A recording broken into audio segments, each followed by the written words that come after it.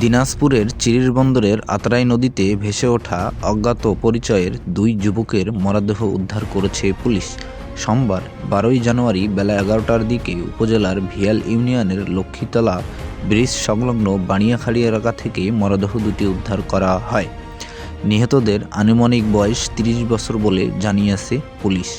চিরিরবন্দর থানার তদন্তকারী কর্মকর্তা আহসান হাবিব জানান, সকাল 10:30টার দিকে খবর পেয়ে বেলা 11টার ঘটনাস্থলে পৌঁছে নদী থেকে মরদেহ দুটি উদ্ধার করা হয়।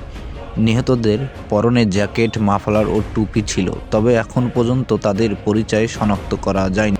চিরিরবন্দর থানার ভারপ্রাপ্ত কর্মকর্তা ওসি মাহমুদুন নবী বিষয়টি নিশ্চিত করে জানান, পুলিশ ঘটনাস্থলে রয়েছে এবং সুরতহাল প্রতিবেদন তৈরি করা হচ্ছে।